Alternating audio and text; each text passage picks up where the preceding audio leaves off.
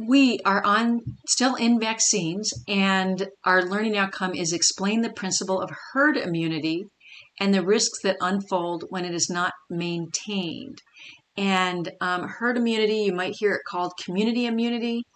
It's the idea that um, when enough people are vaccinated, protected against a disease, it could be from natural exposure or vaccination, you can actually confer protection to the people who are not vaccinated. So herd immunity is the idea that when enough people are immune to a disease, either naturally or by vaccination, you can confer protection to that disease to a relatively small number of people who are not vaccinated. And so this picture is not in your book, but I put a version of it in your lecture study guide, but it might not be in color. But so what they're showing you here in this first scenario, not healthy, not immunized, but still healthy. These blue people are not immunized, but they're still healthy. These are people who do not have protection against this disease. They never got it before. They don't have antibodies protecting them. And so most of the population is not immunized, but they're healthy. But then two people show up and they are sick and contagious. Okay. And so what's going to happen over time is that disease is going to spread through the population, and most people, because they have no immunity against this disease, no protection, they're going to get sick. Okay. And that's kind of what was happening at the beginning of COVID. I mean, that was a disease nobody ever saw before. So most people had no protection, no antibodies to this. And a sick person shows up, and most people are going to get sick.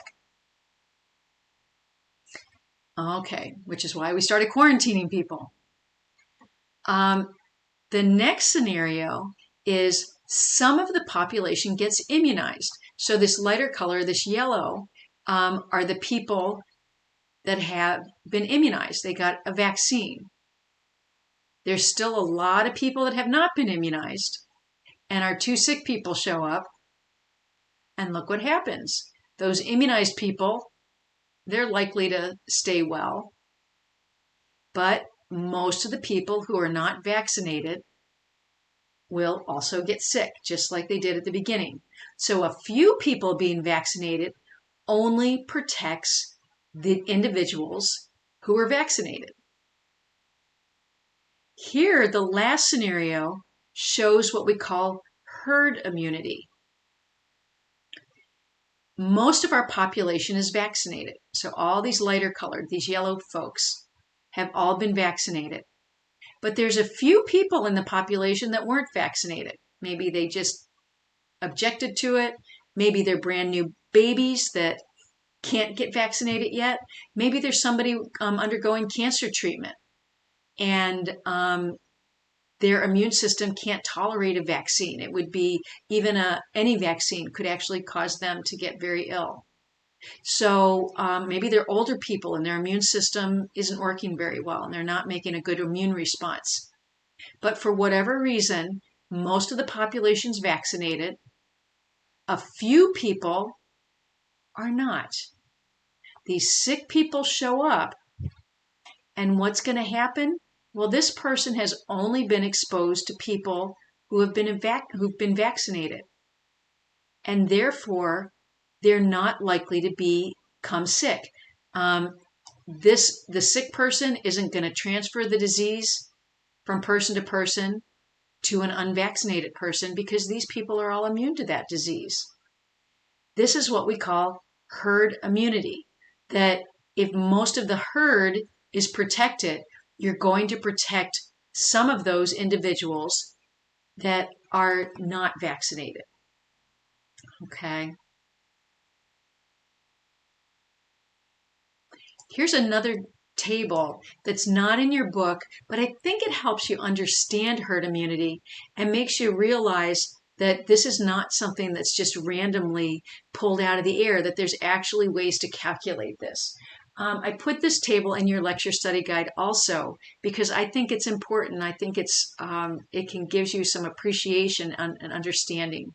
So there's this idea called, or this calculation called the RO, or R naught, basic reproduction number. R naught, the basic reproduction number, is a measure of the number of people one infected person would pass the pathogen to. The more infectious the organism, the higher the R naught, the higher the basic reproductive number. So the idea is, here we're looking at the R naught here. If somebody gets mumps, just from doing the calculations, when somebody has mumps and the public health department starts collecting data, they figure out how easily is mumps transferred from person to person, and they eventually can calculate a basic reproduction number. So in this case, they're saying mumps has a basic reproduction number of 4 to 7, meaning one person with mumps is likely to pass this pathogen to between 4 and 7 other people. Measles is considered very contagious. It's easily transferred from person to person. And so the basic reproduction number is 12 to 18. So one person with measles is likely to pass that pathogen to 12 to 18 people. So the larger the basic reproduction number, the more contagious the disease. And you can use this number, and I could show you the formula, but I'm not going to. There's a formula that you can use this number to calculate what percent of people you need to be vaccinated to achieve herd immunity. What percentage of people you need to be vaccinated to achieve herd immunity. So the more contagious it is, the higher percentage of people you need to be vaccinated. Pertussis is whooping cough. So both whooping cough and measles, you need around 90 or more percent of people to be vaccinated. And generally we have that. Every once in a while, I remember years ago there was a whooping cough epidemic, and it was that there was a new strain around. We've also had situations where fewer people are getting vaccinated, and you can have epidemics. Measles has had that happen, that people are like, measles vaccines are bad for you. Let's not get that. And you drop below this herd immunity, and lots of people start getting measles. And so you can use this. I have some numbers that I looked up. It says COVID-19, the basic reproduction number is about 2 to 3. So they're saying somebody with COVID-19 is likely to pass it to 2 to 3 people. And that would make the herd immunity about 60%.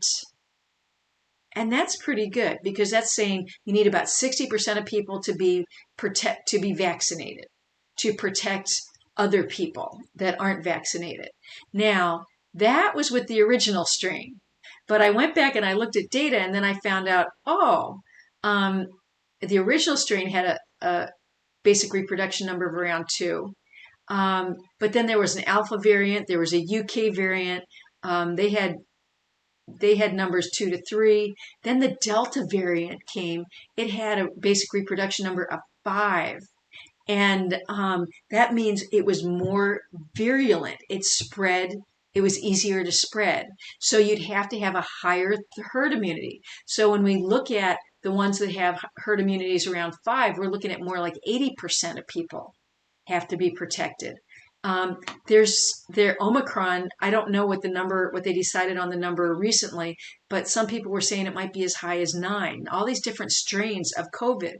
So when you think about it, because COVID mutates so much, it's important to have at least 80% of people vaccinated, because you could end up with these more virulent strains.